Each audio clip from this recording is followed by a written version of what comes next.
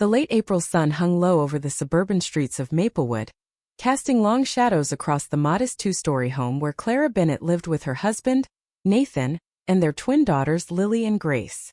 It was a quiet Thursday evening, the kind where the air smelled faintly of blooming lilacs, and the hum of distant lawnmowers signaled the arrival of spring. Clara, a third-grade teacher with a penchant for order and a quiet strength that belied her petite frame, was scrubbing the kitchen counter when Nathan walked through the door, his tie loosened and his dark hair slightly mussed from a long day at the tech firm downtown. "Clara, my mom's coming tomorrow," he said, dropping his briefcase by the couch with a thud. "She's staying for a bit." Clara paused, her sponge hovering over a stubborn coffee stain. "Tomorrow? For how long?" Her voice was calm, but there was an edge to it, a flicker of unease she couldn't quite suppress. Nathan shrugged, avoiding her gaze as he rummaged through the fridge for a beer. "She didn't say exactly. A couple of days, maybe more. You know how she is." Clara set the sponge down and turned to face him, her hazel eyes narrowing. "No, I don't know how she is, Nathan.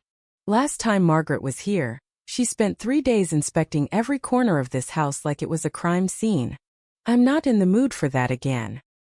He popped the cap off the bottle and took a swig, leaning against the counter with a tired sigh. "Come on, babe. She's old school. She just wants everything perfect. It's not personal." "Not personal?" Clara's laugh was sharp, humorless. "She's never liked me, Nathan. Even before we met, she told you I wasn't good enough. A small-town teacher with no ambition, I believe were her exact words." Nathan winced, but he didn't deny it.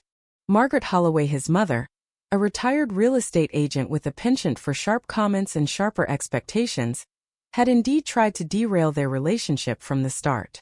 She'd envisioned Nathan, her only son, marrying someone with a pedigree, a trust fund, or at least a career that didn't involve grading spelling tests. But Nathan had fallen for Clara's quiet wit and fierce independence, and 6 years ago, against Margaret's protests, they tied the knot in a small backyard ceremony. Since then, Margaret had dialed back her overt hostility, but the tension simmered beneath every interaction, ready to boil over at the slightest provocation. "Clara, she loves you," Nathan said, though the words sounded hollow even to him. "She's just particular." Clara crossed her arms, her lips pressing into a thin line. "Fine. I'll clean the place tonight. But if she starts rearranging my furniture again, I'm not responsible for what I say." Nathan grinned, stepping closer to pull her into a half-hug. "You're the best. She'll be gone before you know it." But Clara wasn't so sure. As she spent the next hour wiping down baseboards and vacuuming the living room, a knot of dread tightened in her stomach. Margaret's voices were never just voices, they were tests, power plays, a chance for her to remind Clara that she'd never quite measured up. The next morning at precisely 6:45 a.m., the doorbell rang. Clara, still in her pajamas with a mug of coffee in hand, exchanged a glance with Nathan, who was bleary-eyed and halfway through a bowl of cereal. "She's early," Clara muttered, setting her mug down with a clatter. Nathan stood, smoothing his rumpled t-shirt. "I'll get it." Moments later, Margaret swept into the house like a storm front, her silver hair impeccably styled, her navy blazer crisp despite the hour. She carried a small suitcase and a tote bag overflowing with what looked like knitting supplies, her sharp blue eyes scanning the room with the precision of a hawk. "Good morning, darlings," she chirped, her voice bright but laced with something cutting. "Nathan, this hallway is a disaster. Why are there so many shoes piled up? Do you two even live together? Or is this some kind of storage unit?" Clara bristled, glancing at the neat row of sneakers and boots she'd organized just last night. "Good morning, Margaret. I haven't had a chance to put away the winter stuff yet." "It's nearly May," Margaret replied, her tone dripping with disdain as she set her suitcase down with a pointed thud. "Well, no matter. I'm here now. Show me where I'm staying." Nathan shot Clara an apologetic look before leading his mother toward the guest room, a small space off the living room they'd hastily prepared with fresh sheets and a vase of daisies. Clara followed, her bare feet silent on the hardwood, her coffee growing cold on the counter. Margaret stepped into the room, her lips pursing as she surveyed the space. "This is it? This little closet? I assumed you'd give me the master bedroom," considering I'm an elderly woman with a bad back. You two could bunk in here for a few days. Clara's jaw tightened. A few days? I thought you said a couple. Margaret waved a hand dismissively, her gold bracelets jangling. Oh, that was the plan. But my neighbor Linda decided to jet off to Florida with her new boyfriend. I can't stay in that big house all night's too depressing. I'll be here for a month instead. A month? Clara's voice rose, incredulous.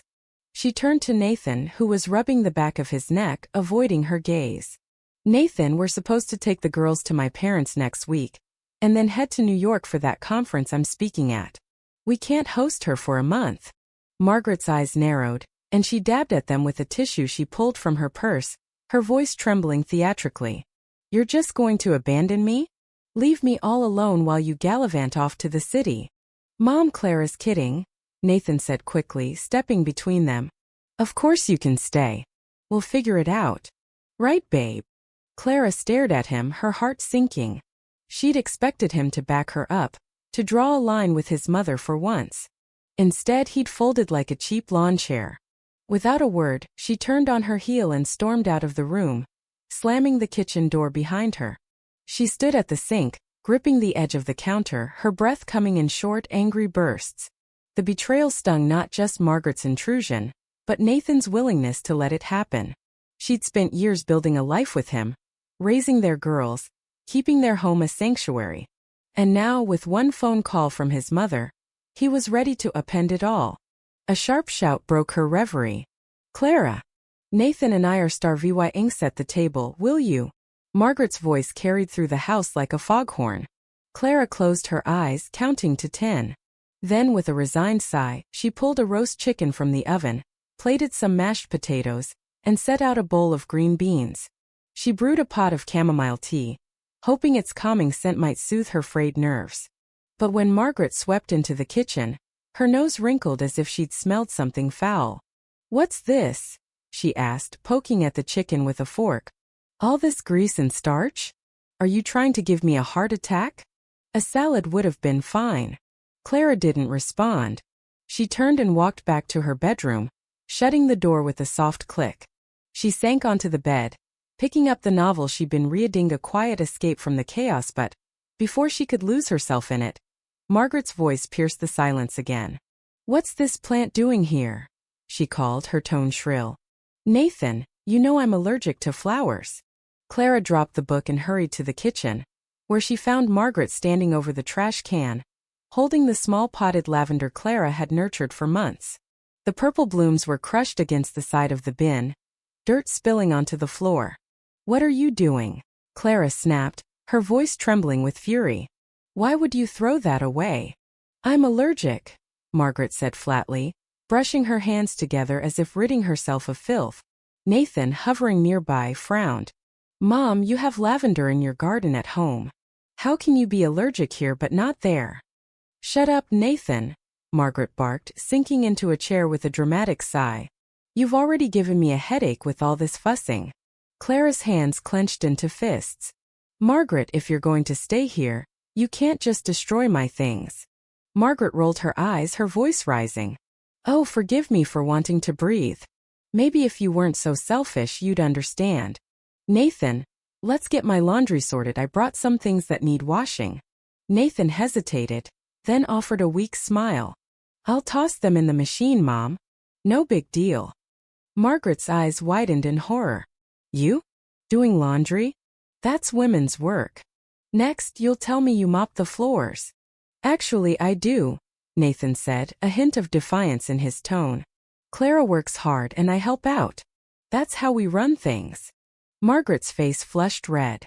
I didn't raise you to be a housemaid, Nathan.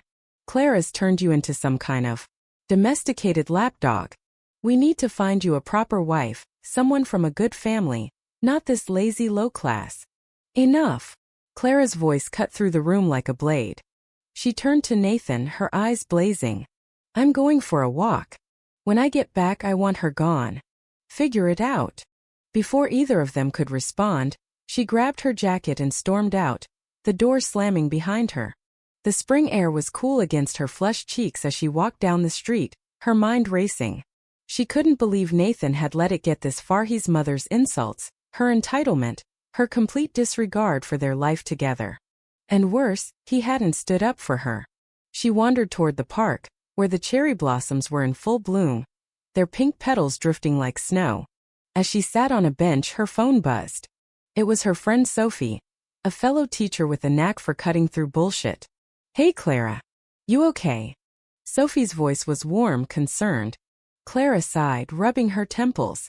"Not really. Margaret's here, and she's decided to stay for a month. Nathan's letting her walk all over us, and I'm losing my mind." "A month?" Sophie whistled. "You'll be a saint if you survive that. What's her deal this time?" "Same old crap, criticizing everything, throwing out my plants, acting like I'm a failure because I don't meet her standards. And Nathan's just spineless about it." "Ugh, that's rough. Look, if you need an escape, call me. I've got a spare room and a bottle of wine with your name on it." Clara managed a small smile. "Thanks, Soph. I might take you up on that."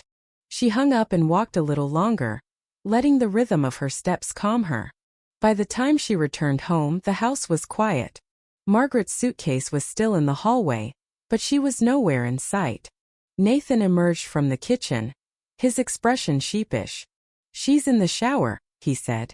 "I tried talking to her, Clara. She's not budging." Clara's heart sank. "Nathan, I can't do this for a month." "I won't." "I know," he said, stepping closer. "I'll figure something out. I promise." Before she could respond, Margaret's voice rang out from the bathroom. "Nathan, I'm back. Has your wife calmed down yet?" Clara shot him a look. "Your promise better be good." That night, Clara barely slept. She lay in bed, staring at the ceiling, while Nathan snored softly beside her. Margaret had somehow commandeered their bedroom, claiming the guest room mattress was unbearable. And now her pillow, a lumpy, feather-stuffed monstrosity, occupied half their bed. Clara had retreated to the couch, but the sound of Margaret's snores through the wall kept her awake, each grunt a reminder of her crumbling control. The next morning she woke to find Nathan and Margaret in the kitchen, arguing over something on her phone. Clara lingered in the doorway unnoticed as Margaret thrust the screen toward her son. "Look at this girl, Nathan," she said, her voice brimming with excitement. "Jessica Harper, old money, great connections. She'd be perfect for you. Why settle for?" "Well, you know." "Mom, stop it," Nathan snapped, pushing the phone away. "Clara's my wife. I'm not interested in your matchmaking."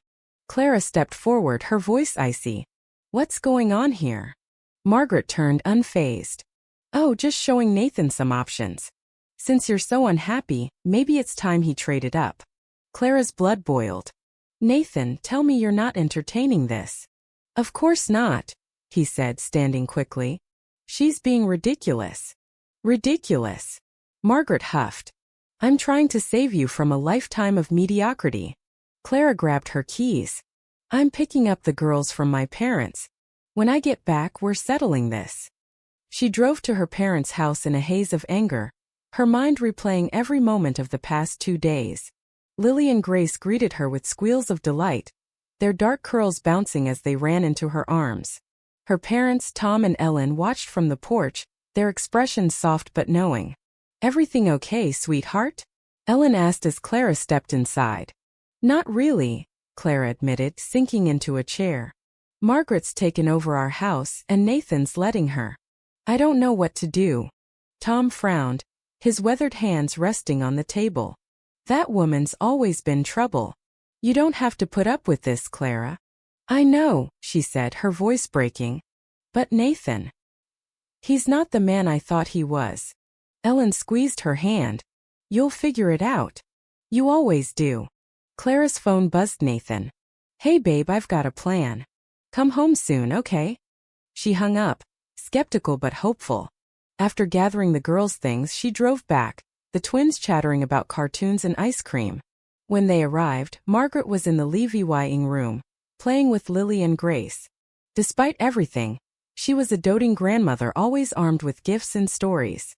Clara couldn't deny that much. "Margaret's Levi-ing tomorrow," Nathan whispered, pulling Clara aside. "Icon Vwine set her to Vy sit Linda at the coast. She needs a break and so do we. Clara raised an eyebrow. How do you manage that? I told her I'd go with her, he said, grinning. A week at the beach, just her and me. You'll have the house to yourself. Clara's relief turned to disbelief. You're going? Nathan, we were supposed to go to New York together. I have work. The girls have school. How am I supposed to manage alone while you're sipping margaritas? It's just a week, he said, his tone pleading. Mom's right, I'm burned out. I need this. And I don't. Clara's voice rose, drawing Margaret's attention from across the room. My son deserves a vacation, Margaret called, standing with a smug smile. He's sorted it with his boss. It's done. Clara glared at Nathan. You didn't even ask me. I'm asking now, he said weakly. What if we all went? You, me, the girls. Margaret scoffed. With the twins? They'd ruin everything. They can't miss school anyway. Clara's patience snapped. Nathan, you and your mom can go wherever you want. I'm done fighting this. The next day, as Nathan and Margaret packed, a new problem arose. Their passports were missing. Margaret accused Clara, who denied it, her frustration mounting. Then Lily and Grace emerged from their room, holding the documents with guilty smiles. We didn't want Daddy to leave, Lily confessed. Margaret snatched the passports, muttering about undisciplined brats, while Nathan struggled with an overstuffed suitcase, toppling over in a heap. Clara watched, torn between amusement and despair. The man she'd married, kind, steady Nathan, had morphed into someone she barely recognized, a puppet dancing to his mother's tune. Finally, they left and the house fell silent. Clara took the girls to school, then called Sophie. I need a favor. You still know Nathan's boss? Yeah, why? Sophie asked, intrigued. I want Nathan to come home to a surprise, Clara said, her voice steely. On all fronts. Sophie sent her the contact info for Andrew, Nathan's supervisor. An hour later, Clara sat in a cafe waiting for him. Andrew was younger than she'd expected, with sharp features and a disarming smile. You're Nathan's wife? He asked, sliding into the booth. What's this about? Clara explained Margaret's invasion, Nathan's betrayal, her need for leverage. Andrew listened, then pulled out his phone, showing her a photo. Nathan, arm around a stunning blonde at a company event. That's Brittany, Andrew said. Nathan calls her his wife at work. They've been together for years. Clara's world tilted. What? They're not married, Andrew clarified. But he's never mentioned you or the girls. I thought Brittany was his real partner. Clara's hands trembled as she showed him her ID, proving her marriage. Andrew sighed. You need to talk to Heimer. She's over there by the counter. Clara approached Brittany, her heart pounding. Clara. Nathan's wife. Brittany barely blinked, gesturing to a table. Let's sit. I assume you're here about him. Over the next hour, Brittany laid it bare. She and Nathan had met at work 3 years ago. He'd charmed her, claiming his marriage was dead. His wife a jealous nag. They'd been casual at first, but Brittany had grown tired of waiting for him to leave Clara. He'd promised he would soon. He said I had no kids, no life, Clara said, her voice shaking. We have twins. 1st grade. Brittany paled. He never told me. Clara's anger hardened into resolve.